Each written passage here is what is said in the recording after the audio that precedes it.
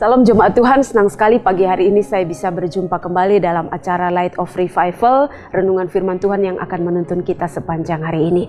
Mari bersama kita membaca dari kitab Obadya pasal 1 ayat 12 dan ayat 15b.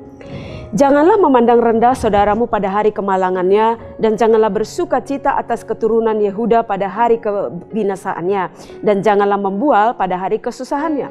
Seperti yang kau lakukan, demikianlah akan dilakukan kepadamu. Perbuatanmu akan kembali menimpa kepalamu sendiri. Janganlah sombong. Jemaat yang dikasihi Tuhan Yesus Kristus, firman Tuhan ini mengisahkan tentang sebuah nubuatan yang dinyatakan oleh Allah melalui Nabi Obadya terhadap bangsa Edom. Bangsa Edom ini adalah orang-orang keturunan Esau, saudara kembar daripada Yakub.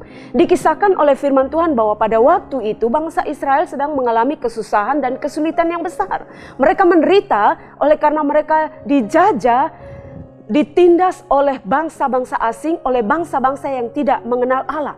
Harta kekayaan mereka semuanya dijarah oleh bangsa-bangsa asing ini. Dan melihat akan keadaan bangsa Israel ini, bangsa Edom, mereka tidak datang untuk menolong. Mereka hanya berdiri, melihat, menonton saja, bahkan mereka berbahagia, mereka bersuka cita, dan mereka membual tentang apa yang terjadi terhadap kehidupan bangsa Israel. Oleh karena itu, nubuatan datang kepada bangsa Edom bahwa sikap mereka yang angkuh itu, sikap mereka yang tidak mau peduli terhadap saudara mereka yang sedang menderita dan susah itu akan kembali ditimpakan kepada mereka. Mereka akan mengalami penderitaan dan kesulitan yang besar juga. Dan hal itu terjadi kalau kita membaca di dalam kitab-kitab lain, dalam kitab Yeremia dan juga Yesaya, menceritakan bahwa nubuatan tentang kejatuhan, kehancuran bangsa Edom itu terjadi. Mereka mengalami kehancuran yang sangat-sangat luar biasa sebagai akibat daripada sikap mereka yang angkuh dan sombong ketika melihat saudara mereka dalam keadaan susah dan sulit.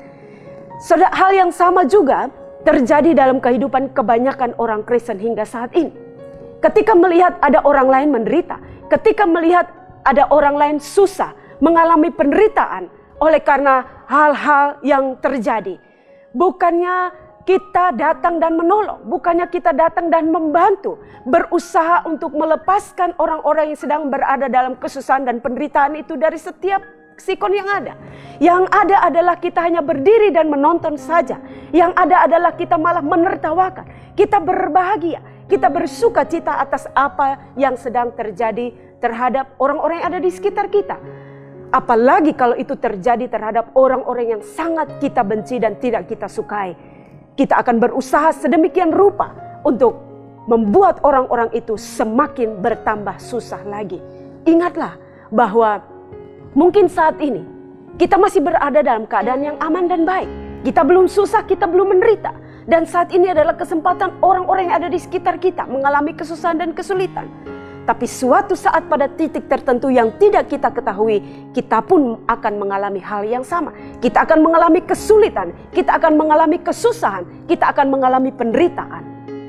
Dan dikatakan oleh firman Tuhan, apa yang kita lakukan terhadap orang-orang yang berada dalam keadaan susah, kita meremehkan, kita menertawakan, kita bersuka cita, hal itu juga akan terjadi menimpa kita. Tetapi kalau kita menolong mereka ketika mereka berada dalam keadaan susah, ketika kita berada dalam keadaan susah pun, orang-orang akan datang menolong akan kita. Ingatlah firman Tuhan yang diajarkan oleh Yesus sendiri. Apa yang diukurkan kepada orang lain, itu juga akan dipakaikan kepada kita. Karena itu, dalam hidup ini, janganlah sombong ketika orang-orang yang ada di sekitar kita mengalami kesusahan dan kesulitan. Tuhan Yesus memberkati kita. Amin. Bapa, terima kasih untuk kebenaran firman Tuhan yang boleh dinyatakan bagi kami pagi hari ini. Ajar kami untuk kami tidak menjadi sombong ketika melihat orang lain berada dalam keadaan susah, berada dalam keadaan menderita.